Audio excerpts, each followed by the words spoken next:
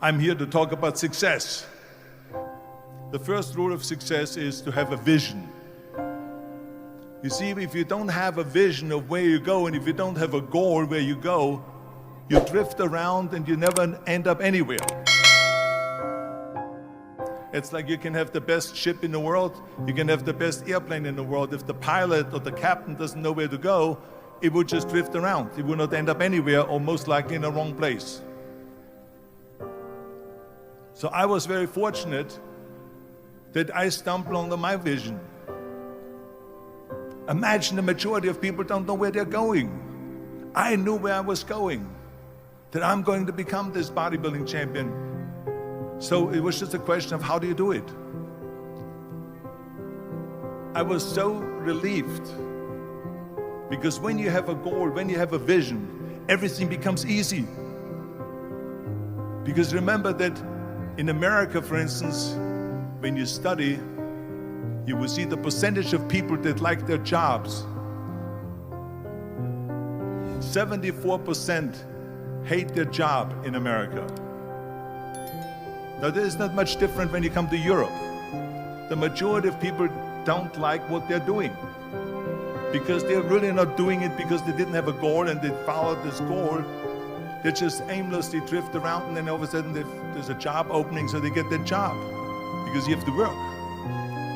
But then when you work, it's a chore. It's work. It's not fun. So if you think about it, only a quarter of the people really enjoy what they're doing in life. That is unbelievable if you think about it. So I felt so blessed that I knew what I was doing. So people always ask me, when they saw me in the gym in the pumping iron days, they said, why is it that you're working out so hard? 5 hours a day, 6 hours a day, and you have always a smile on your face. The others are working out just as hard as you do, and they look sour in the face. Why is that? And I told people all the time, I said, because to me, I'm shooting for a goal. In front of me is the Mr. Universe title. So every rep that I do gets me closer to accomplishing that goal, to make this goal, this vision turn into reality. It worked. I mean, think about it. And at the end, I was just not visualizing just my exercise, but I was really lifting the trophy over my head. That's what I was thinking about. And with the age of 20, I went to London and I won the Mr. Universe contest as the youngest Mr. Universe ever. So let me tell you something, visualizing your goal and going after it makes it fun. You got to have a purpose no matter what you do in life. You got to have a purpose. So that's rule number one, have a vision. Rule number two is, don't listen to the naysayers. Everything I ever did, the thing that I heard out of people's mouth was, that's impossible. That can't be done. Or no. I remember when I wanted to be a bodybuilding champion, including my parents and everyone else around me, said this is impossible. Why don't you become a ski champion? That's what they do in Austria. Or a bicycle champion, to do some track and field. You can't be a bodybuilding champion. That is exactly what I heard, and of course I proved to the people that it can't be done. So whenever someone said to me, it can't be done, I heard, it can be done. When they said no, I heard yes. And when they said it's impossible, I heard it is possible. I'm a strong believer of what Nelson Mandela said, that everything is always impossible until someone does it. Well, I'm going to be the one, I said to myself, I'm going to do it and I'm going to show it to them. Maybe it has never been done before. That's perfectly fine with me. But I'm going to do it. And I did not listen to the naysayers. The same was also when I went into, not just in bodybuilding, they said no. When I wanted to come to America, when I wanted to go to America, they said it's impossible. There's no money that you have to fly even over there. You have no money when you go over there to live with. And what do you think, they're going to wait for you? They have plenty of big bodybuilders over there. It was all no, and it can't be done, it's impossible. And I looked back again and learned from what I learned in sports. in my case in bodybuilding, it's all about the hard work that you put in. I said to myself, in bodybuilding I worked out 5-6 hours a day. I'm going to do the same thing now for acting. And of course I went to college to study English. I studied voice,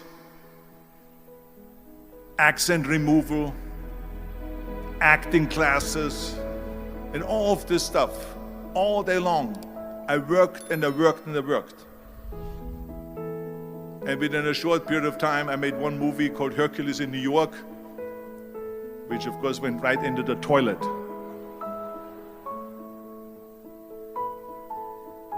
But it didn't discourage me. I still had the same vision. But I didn't listen to those losers. I didn't listen to them at all. Because that's exactly the way it was in politics again, when everyone said no, no, no, and it can't be done. And then became governor of California, and this is with everything like that. It's just the reality of it is that you cannot listen to the naysayers. So this is a very important lesson for all of you.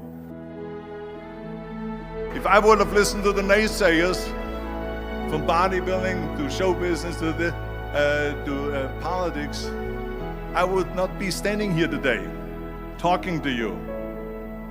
I would be in Austria in the Alps yodeling. So this is why I say don't listen to the naysayers. And the next thing, the third point that I'm going to make to you is work your ass off. There is no magic pill. There is no magic out there. You cannot get around. You have to work and work and work. And it drives me crazy when people say that they don't have enough time to go to the gym for 45 minutes a day and work out. Or to do something for 45 minutes to an hour a day to improve. If it is physically improve or if it is mentally to improve. Imagine you read 1 hour a day about history. How much you will learn after 365 hours in 1 year. Think about if you study about the history of musicians, of composers, how much you would know. Imagine if you would work on a business, on some business that you want to develop every day for an hour. Imagine how further along you will go and get. So it drives me nuts because when people say we don't have the time, we have 24 hours a day. We sleep 6 hours a day, so that gives you still 18 hours. So there's someone shaking their head out here in front. They say probably, I don't sleep 6 hours, I sleep 8 hours, right? Or just sleep faster. So we have 18 hours a day. The average person works around 8 to 10 hours. So let's assume it's 10 hours, so we have 8 hours left. Then you travel around an hour a day, maybe 2 hours a day. So now you have still 6 hours left. So what do you do with these 6 hours? What do you do with these 6 hours? Then we eat a little bit, then we schmooze a little bit, talk a little bit to people and all that stuff. But you can see how much time there is available if you organize your day. So you got to work hard. I mean, let me tell you something. When I went to America, I went to college.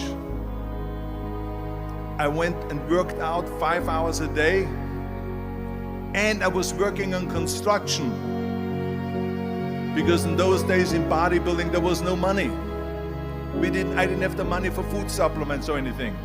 So I had to go to work. So I worked on construction.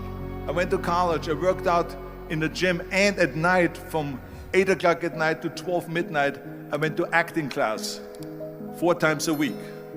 So I did all of that.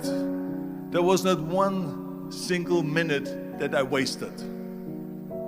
And this is why I'm standing here today.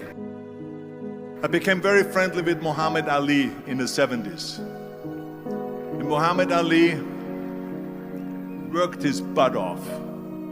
And I saw it firsthand. And I remember that there was a sports writer that was there in the gym when he was working out and he was doing sit-ups. And they asked him, how many sit-ups do you do? And he said, I don't start counting until it hurts. Now think about that. He doesn't start counting his sit-ups until he feels pain. That's when it starts counting. That is working hard. And so you can't get around the hard work. It doesn't matter who it is. As a matter of fact, I believe what Ted Turner said, work like hell and advertise.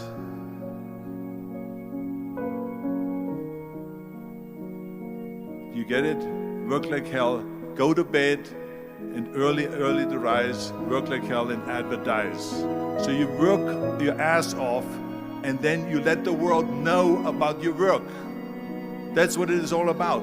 Let people know. If you have a company, if you have a movie, if you do a sports, work your ass off, but then advertise and let everyone know.